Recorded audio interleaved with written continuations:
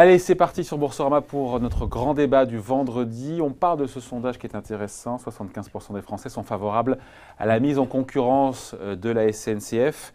Et donc, pour pouvoir affronter cette concurrence, la SNCF devra être plus compétitive, un meilleur service rendu, une meilleure qualité de service.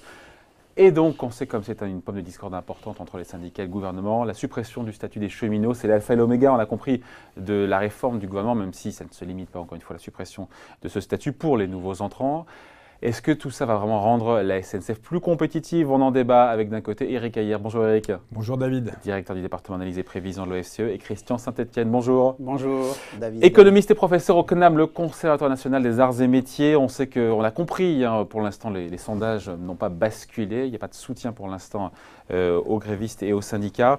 Même si, encore une fois, une petite montée en puissance, mais pour l'instant, majoritairement, les Français sont opposés à cette grève. Et on a compris aussi que le gouvernement, c'était son leitmotiv, il ne bougera pas a priori, il dit qu'il ira jusqu'au bout sur cette réforme de la SNCF, notamment la suppression du statut des cheminots pour les nouvelles embauches. J'ai envie qu'on m'explique, on dit partout, effectivement, la concurrence qui a été votée par la majorité précédente. Tiens, d'ailleurs, qui était ministre de l'économie à l'époque? Un certain Macron. Exactement, mais bref. Passons. Et donc, puisqu'il faut faire face à la concurrence et que là, il n'y a plus de sujet là-dessus, on dit effectivement, on n'a pas envie que la SNCF perde des parts de marché le jour où il y aura des lignes qui seront mises en concurrence. Mais j'ai envie qu'on m'explique clairement, parce que je n'ai toujours pas compris, en même temps, je suis un peu benet, en quoi est-ce que la suppression du statut des cheminots, en quoi ça permettra, encore une fois, à la SNCF d'être plus compétitive? Alors, allez, je ne suis pas sûr que vous soyez complètement benet, hein. Ou alors on est beaucoup de benets, parce qu'effectivement, le lien n'est pas si évident que ça, parce que si on s'intéresse… Alors d'abord, c'est intéressant votre question, parce que vous voyez, compétitif, là, ça y est, maintenant, on est parti du principe que, y compris une société publique, parce qu'elle va être nationale encore, doit avoir une notion de compétitivité comme une entreprise privée. C'est-à-dire qu'il faut rien que ça, c'est une révolution. Mais ça, c'est une révolution. Mais je pense que c'est à moitié faux. C'est-à-dire que on parle quand même d'un service public. Ça sera, la SNCF aura encore un rôle de service public. Et donc, quand vous êtes un service public, ce n'est pas uniquement la notion de rentabilité qui est importante, mais la notion de qualité du service public. Mais la concurrence, elle est déjà là, avec le covoiturage, avec les cars Macron. D'abord, vous avez raison, oui, la concurrence est déjà là, donc elle va être un peu plus forte. Mais la concurrence sur un rail, c'est assez compliqué. Vous voyez, on arrive à la comprendre sur une route, on arrive à la comprendre dans le ciel, mais sur un rail, la concurrence, elle est un peu plus complexe. Et généralement, on aura le choix entre deux trains, éventuellement, sur une ligne, pour prendre un train. Oui, mais pas en même temps. Vous serez d'accord que les deux trains ne vont pas rouler en même temps, parce qu'il n'y a qu'un seul, il y a qu'un seul là. Donc, vous voyez, ça veut dire qu'il y aura des horaires très particuliers, mais ça veut dire que tout le monde va se battre pour être quand même sur le Paris-Marseille de 7h50, parce que c'est celui-ci qui est le plus rentable. Et ensuite, on va peut-être délaisser un certain nombre. Donc, c'est là où, tout de même, il y aura encore un service public à rendre. C'est-à-dire que, et c'est là où le projet n'est pas très bien ficelé, me semble-t-il, c'est qu'on ne sait pas quelle est vraiment leur idée de politique de mobilité pour la France. C'est-à-dire oui, mais là, vous partez sur autre chose. Mais oui, mais si. Alors bon, ok. Mais on voit bien que la notion quand même de compétitivité pour la SNCF, ça va être ça. Il va falloir quand même qu'elle rende un service public. Mais est-ce que ça passe par la suppression du statut des cheminots? Est-ce qu'on peut rendre la SNCF, et après on laisse parler Christian, oui, mais d'accord. Moi, il me semble que le problème numéro 1 de tout cela, c'est la dette. Oui. Et si aujourd'hui le service public est mal rendu, parce qu'effectivement la qualité s'est bien dégradée, notamment pour les franciliens. Donc si la qualité s'est dégradée, c'est avant tout le problème de la dette. Et ce problème de la dette ne vient pas du problème du statut des fonctionnaires, des cheminots, même si sans doute ils sont trop élevés et qu'il va falloir mettre tout ça sur la table, etc. Mais on voit bien que c'est bien une décision, une défaillance de l'État. Ça a été une stratégie de l'État qui a préféré aller vers les grandes lignes, des régions aussi qui ont préféré le TGV au TER. Donc c'est le problème de la dette qui a empêché l'investissement dans ces rails-là. Donc, il y a eu un sous-investissement massif et aujourd'hui, on le paye en termes de qualité. En quoi cette grosse dette de 50 milliards, et après on laisse parler Christian, rend, encore une fois, moins compétitive la SNCF? Parce qu'il y a eu un sous-investissement. Parce qu'il faut rembourser les charges. Oui, bien sûr. Et donc, avec cette dette-là, vous ne pouvez pas vous permettre d'investir dans les rails ailleurs que dans les grandes lignes. Et donc, du coup, ce sous-investissement, au bout d'un moment, vous le payez en termes de qualité. Donc, que ça aide le statut. Mais vous voyez que le problème numéro un, c'est la dette. Et qu'on nous laisse croire qu'il suffirait de changer le statut des cheminots pour régler tout le problème de la mobilité en France, de la qualité du service public rendu, des externalités sur l'environnement. Ça, à mon avis, ce sont des fadaises, oui, des balivernes, si des billes, des inepties, si aujourd'hui des menteries. Si aujourd'hui il y a une dégradation, y compris dans l'environnement, c'est pas le statut des fonctionnaires qui le règle, c'est parce qu'il faut investir dans des rails et tout ça, la dette, et on est là. Il ricane ou quoi, là, Christian? Je ne ricane pas, mais je suis très amusé. Pourquoi? Avec Éric, que je connais depuis pas mal de temps, nous avons des formations et des intérêts proches. Et là, j'ai au moins 3 ou 4 raisons de désaccord complet par rapport à ce qu'il vient de dire. Alors, on y va. La première raison de désaccord, c'est que j'ai une très haute vision du service public et je ne vois pas pourquoi le service public ne serait pas efficace. Donc, je pense que le service... Non, mais il a dit que ce n'était pas forcément une nécessité absolue. Bon, le service public doit être impérativement efficace. Ouais. Et il doit être... Non, oui, mais justement, rentable et efficace. Oui, mais justement, tout à l'heure, vous avez utilisé plutôt la question de efficacité-compétitivité. Je pense que le service public doit être efficace et compétitif. Et la rentabilité pour le service public vient en second, mais l'efficacité est un élément fondamental. Je suis d'accord. Deuxième point de désaccord, Éric dit que c'est la dette qui est à l'origine de tous les problèmes. Je pense que c'est l'inefficacité du système du rail français depuis 50 ans qui est à l'origine de la dette. Donc, ce n'est pas la dette qui pose le problème, c'est la conséquence, la dette.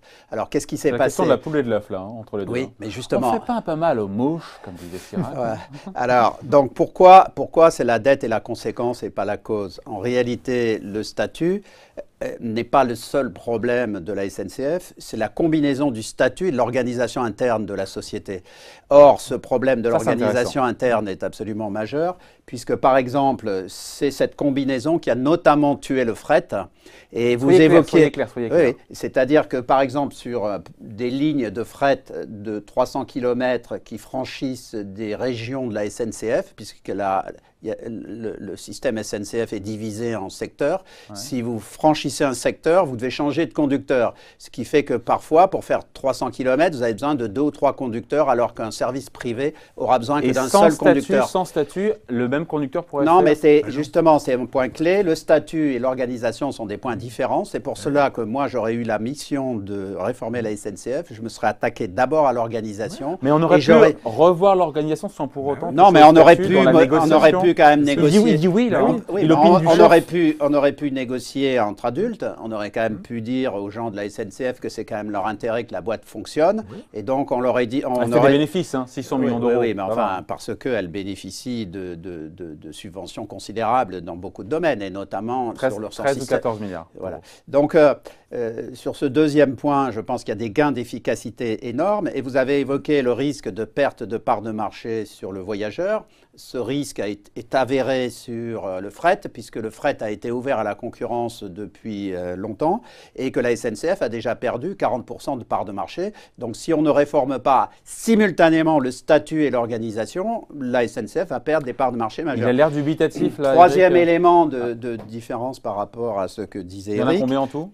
On va voir. Quand il fait comme ça, en général, c'est qu'il y en a 4. On peut compter sur les nombres de doigts, en fait. Donc, autre point de différence. Éric dit, mais il n'y a qu'un rail et donc tout le monde va se battre pour partir à 6h50 ou à 7h50. Sauf que là, il y a quand même un truc qui marche bien, c'est qu'on fait payer des droits d'utilisation des rails et que donc c'est beaucoup plus cher pour partir à 6h50 qu'à 4h ou à 18h. Et donc, c'est le coût des droits, c'est le montant des droits qui va réguler la concurrence et ça c'est excellent pour le fonctionnement du système. Et dernier point que je voulais évoquer, donc il y en avait bien 4, c'est qu'effectivement quand on regarde... Il n'est pas convaincu. Hein, quand on regarde... Je ne suis pas convaincu du désaccord. Mais voilà, mais quand on... disons qu'Éric n'était pas assez précis sur ces points-là et que donc... bon. Donc, dernier point, je pense que... comment j'aurais abordé cette question? Il m'a fait peur, j'ai cru qu'il allait me cogner. Attends. Comment j'aurais abordé? C'était pour réveiller tout le monde, et notamment nos auditeurs. Comment j'aurais abordé cette question? D'abord, vous avez 28 000 km de rails et vous avez 9 000 km qui font 80% des pertes. Il y a une confusion majeure en France entre mission de service public et façon dont on exerce le service public. Sur ces 9000 km de rail, il faut remplacer la mission de service public par des transports en train. Pardon, excusez-moi, en bus, en car. Et pourquoi en car? Parce que ça permet de diviser par 4 les coûts dans les trains qui sont peu utilisés. Merci pour la pollution, merci pour l'environnement. Non, mais on sait faire des cars électriques et on progresse extrêmement rapidement sur les cars électriques. Donc ça veut dire mais en plus, on améliore fortement. Le service public, c'est qu'en tout point, non, voilà, on doit pouvoir aller d'un point à un autre avec un service public qui est assuré. Ce n'est pas forcément par un train, ça peut être aussi par un bus. Et c'est plus long, non? C'est pas plus long? Non, aujourd'hui, on a un réseau autoroutier qui est très significatif et donc on peut parfaitement assurer.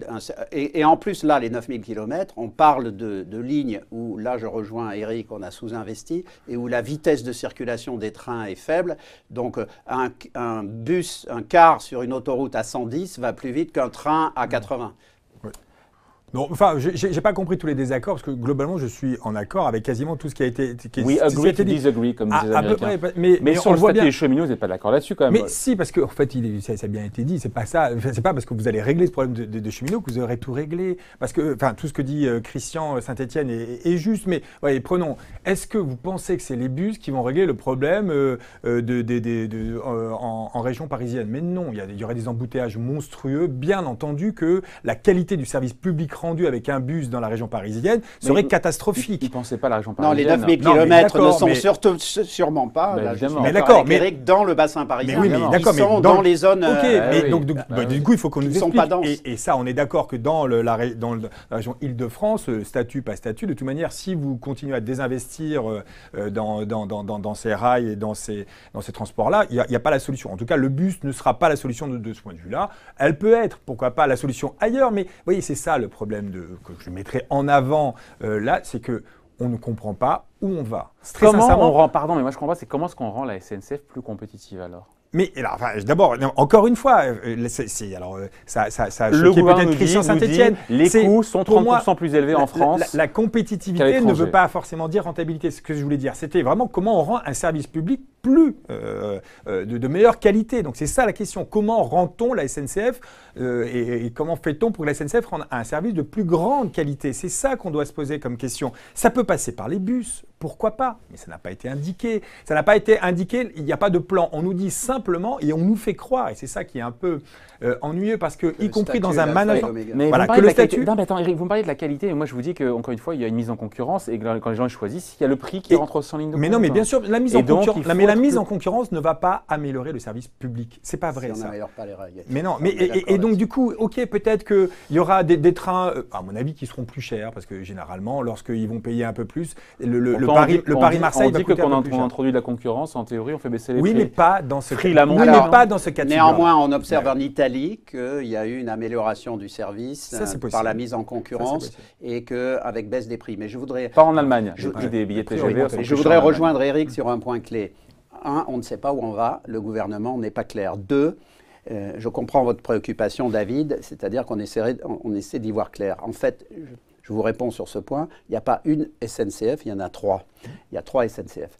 Il y a une première SNCF qui est celle du bassin parisien. Il n'y a pas d'alternative. Il faut réinvestir massivement sur le rail parce que vous ne pouvez pas faire circuler des milliers de voyageurs dans un système dense autrement que par le rail. Ça suppose de réinvestir massivement dans le système du bassin parisien. Alors, un investissement qui servira à quoi cet investissement? À améliorer la régularité et le confort des voyageurs. Alors de ce point de vue, pourquoi je vous dis il y a 3 SNCF? La SNCF du bassin parisien, c'est plus de la moitié du trafic de la SNCF en kilomètres passagers parce que c'est très dense et les trains sont remplis. La deuxième SNCF, c'est le fret. Ça, c'est un échec total. La combinaison du statut et de l'organisation a tué le fret. Donc moi, comment j'aurais négocié avec les gens de la SNCF? Et Et la troisième SNCF, c'est le rail grande vitesse. Il a une pensée complexe. Et c'est le rail de grande vitesse. Là, le statut, si on a une négociation intelligente sur l'organisation, ne rajoute que 2 ou 3% sur le coût du billet. Mais sur le fret, on est sur du 40-50% d'augmentation du coût, parce que ce n'est pas les mêmes distances, ce n'est pas la même organisation. Mais on aurait pu négocier par le biais de négociation collective. Je finis par ça. Comment j'aurais négocié avec les gens de la SNCF? Je rajoute un point que Eric connaît. Grâce à des travaux de Philippe Diribarne, on sait qu'en France, ce qui est très important, c'est la logique de l'honneur. Donc, vous attaquez à des gens de la SNCF qui sont très fiers de leur statut. C'est pas seulement qu'ils ont un statut, mais ils en sont fiers. Donc, je leur dirais, OK, vous en êtes fiers parce que, en fait, vous êtes fiers du rail. Bon, ben, on va faire évoluer le rail ensemble. Bon. La combinaison de ce que vous voulez garder dans le statut, de toute façon, ça ne fonctionne pas dans le fret. Donc, je sors le fret, mais je le garde dans le groupe SNCF. Il faut rappeler à nos auditeurs que la SNCF stricto sensu du rail, c'est que la moitié du groupe SNCF, qui est aussi une grosse organisation de cars et de messagerie. Donc, je basculais le fret au groupe et je le mettais totalement dans le secteur privé et je disais, les gens de statut du fret, ils peuvent repasser dans la première, dans la société de transport de voyageurs ou rester parce qu'on leur maintient leur statut et simplement, on se réorganise complètement différemment. En contrepartie de ça, j'enlevais 15 milliards sur les 45 milliards de dettes. Ensuite, je leur disais, est-ce que vous êtes d'accord pour remplacer sur les 8 à 9 000 kilomètres qui perdent du fric, en veux-tu, en voilà, par des bus qui plus est de la SNCF. Bon. Et là, s'ils disaient oui, je leur réenlevais 15 milliards sur les 45 milliards. Et puis, il restait à ce moment-là la SNCF centrale, qui est le trafic voyageur. Et à ce moment-là, je leur disais, écoutez, OK, on vous conserve le statut, mais on fait vraiment, en termes d'organisation, le maximum pour que, quand il y aura la Deutsche Bahn ou Trenitalia qui arrivent sur les rails, eh ben vous qui êtes fiers du service du rail à la française, ben ils se maintiennent. Et je pense que là, on pouvait faire une négociation gagnant-gagnant. Mais là, on ne comprend pas ce que fait Elisabeth Borne. Oui, mais je suis d'accord. Et je pense que vraiment, le statut, en fait, c'est... Comme l'aurait dit Higelin, d'ailleurs, c'est pas tombé du ciel. Hein. Enfin, c'est-à-dire qu'il y a une idée très précise tout de même, c'était que globalement, il allait avoir le scalp de la CGT. Donc je pense qu'il y a une notion plus politique qu'économique. C'est-à-dire que d'un point de vue économique, et là je reviens à ma première idée, le vrai problème de la SNCF, c'est sa dette. Et donc du coup, il fallait... Alors, pour l'instant, on n'entend rien. Mais on n'entend rien, mais pourquoi? On avait entendu qu'il y avait un deal. On a compris qu'il y avait un deal au départ. Mais pourquoi on n'entend rien en contrepartie? Mais oui, mais pourquoi on n'arrivera jamais en contrepartie? Parce qu'il y a d'un autre côté, ça va être une dette maastrichtienne, donc ça va rentrer dans le déficit, et vous voyez qu'on est juste en dessous des 3%, tout juste. Avec cela, on va passer au-dessus, et donc ça va pas... Donc il faudrait renégocier. Ça fait 2,5 points de PIB. Non, parce qu'il y a une partie qui est déjà dans Maastricht. Donc en fait, il reste 1,5 point. Parce qu'il y a un sénateur qui m'affirmait hier qu'apparemment, la dette de la SNCF était déjà dans la dette de la France Maastricht. Non. Alors quelle est la partie il reste 1,5 point de PIB. Qui n'est pas dans la dette maastrichtienne. Ça fait 30 milliards sur les 45. Voilà, ça fait à peu près ça. Et donc, du coup, un peu plus de 30 milliards. Donc là, pour le coup, les 3%, pouf, on repasse au-dessus. Et ben voilà. Non, ça c'est la dette. Ça, c'est dans la dette, mais ça va un peu faire monter les déficits. À la hauteur du service des 30 milliards. Voilà, à hauteur du service. Mais oui, alors, mais du coup, on est quand même dans un moment où, d'un point de vue budgétaire, on essaye plutôt d'être vertueux et de rester en dessous. Donc, c'est un vrai problème. Ils ne veulent pas la faire passer tout de suite. Donc, du coup, c'est pour ça qu'ils sont en train de négocier. Mais il n'y a pas tout de suite, ces 30 milliards, enfin, c'est, on va dire la dette, par rapport au statut, ça ne sera pas aussi simple que cela, alors que le vrai problème, il est là. Pourquoi est-ce qu'encore une fois qu'on dit tout ça, pour manque de temps, pourquoi est-ce que le gouvernement s'entête encore une fois, à vouloir supprimer ce statut? Je vous dis, je pense que c'est une notion politique. C'est-à-dire que là, Emmanuel Macron... Il n'y a pas d'économie. On n'est pas dans l'économie. Non, on n'est pas dans l'économie parce que... on est dans les deux, mais je suis quand même d'accord avec Eric que je pense qu'il y a une arrière-pensée politique. Et parce que le problème du statut des cheminots, il aurait pu être réglé au moment de la grande réforme des retraites. Et donc, que l'on mette tout à plat, y compris le statut des cheminots pour la retraite, ça aurait été l'occasion. On aurait dit, s'il n'y a pas ça, c'est pour l'année prochaine, ça. Mais on aurait pu le faire en même temps, et puis on aurait pu le faire faire au fil de l'eau. Pourquoi aujourd'hui se dire, allez, les cheminots, on est en train un peu de les faire passer pour des privilégiés. Encore une fois, moi je veux bien que les privilégiés en France soient la classe moyenne inférieure, mais oui, c'est un peu fort de café. C'est-à-dire que globalement, faire passer et cristalliser, et c'est ce que disait Christian Saint-Etienne, on ne peut pas faire passer des réformes, et notamment des réformes dans des grandes entreprises en disant le problème c'est vous. Non, c'est pas possible. Il faut dire voilà où on va et pourquoi on va améliorer le service public et comment vous allez y participer à cette amélioration-là. Et pas vous êtes la cause de la dégradation de ce service public. Et ça, mais il y a comme une réorganisation du travail et des équipes. Oui, qui était tout à fait importante. Mais je rejoindrai Éric sur un autre point, qui est que je pense que le gouvernement a fait une erreur double. D'abord, l'erreur, c'est que quand on a une arrière-pensée politique, c'est ce que disait Éric, celle de vouloir se payer le statut de la SNCF pour montrer qu'on a les gros bras et qu'on est plus malin que tous ceux qui étaient avant, ça se voit un jour. Donc c'est toujours très mauvais d'avoir une arrière-pensée politique. Je préfère négocier franchement, comme je le disais tout à l'heure. On met les mecs autour de la table, on leur dit on veut pas vous tuer, on a tous intérêt à avoir un rail français qui marche. Qu'est-ce qu'on peut faire? Bon. Mais la deuxième... Parce que la SNCF n'est pas condamnée, encore une fois, 600 millions d'euros de bénéfices. Il n'y a pas urgence non plus, les ordonnances, il faut aller vite, il n'y a pas d'urgence. L'urgence, c'est qu'on va ouvrir à la concurrence et qu'avec le statut et l'organisation actuelle, la SNCF ne tient pas la route. Elle se fait dégommer par les autres. Et c'est ça le sujet du jour aussi. Bien sûr. Quand je dis être plus compétitif, c'est ne pas perdre, encore une fois, tous les marchés, toutes les lignes. Il n'y a pas ce risque-là? Non, mais sur ce point, le paradoxe insupportable, c'est que aussi bien la RATP que la SNCF ont une maîtrise des technologies du rail extraordinaire qui fait qu'ils gagnent des parts de marché dans le monde. Donc c'est pour ça qu'on doit pouvoir régler la question de l'organisation du travail et du statut. Mais le dernier point que je voulais évoquer, je disais 2 erreurs du gouvernement. Une, c'est d'avoir une arrière-pensée politique parce que ça finit par se voir. Et l'autre, et je ne comprends pas ce qu'ils ont fait, nom de Dieu. Cette réforme du rail, il est colère, Saint-Etienne. Hein. Il fallait la faire dans 1 an. Voilà, David, il fallait la faire dans 1 an. Il fallait faire la réforme des retraites maintenant. Quitte à se payer 2 mois de grève, c'était la réforme des retraites nationales qu'il fallait faire cette année. Un point. On peut lui mettre un point là. Et à ce moment-là, une fois qu'on aurait fait la réforme des retraites... Donc ça veut dire que c'est mort, la réforme des retraites. Si Macron se plante là, il plante son quinquennat, il plante la France.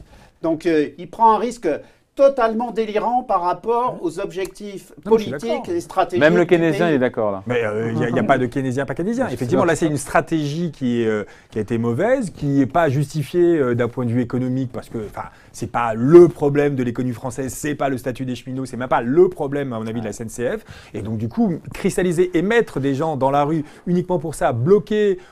On ne bloque pas la France non plus, il ne faut pas exagérer. On inflige des souffrances. Mais on inflige des souffrances, effectivement. Oui, d'accord. Mais en tout cas, ce n'est pas ça qui... Oui, les motards, ils s'en fichent, les motards. Mais oui, non, je ne m'en fiche pas du tout. Mais globalement, ça ne vaut pas... le jeu n'en vaut pas la chandelle. Et donc, du coup, c'est une véritable erreur économique. On a appris des trucs. Et stratégique. On a appris des trucs aujourd'hui. Ça, c'était un bon débat. Merci à tous les deux donc, pour ce grand débat du vendredi. Éric Heyer, applaudissements donc pour le directeur du département Analyse et Prévision. Et merci aussi à Christian Saint-Etienne, économiste et professeur au CNAM. À double applaudissement. 3 applaudissements, petit 1, petit 2, petit 3. Il est énorme. Allez, merci à tous les deux. Bye.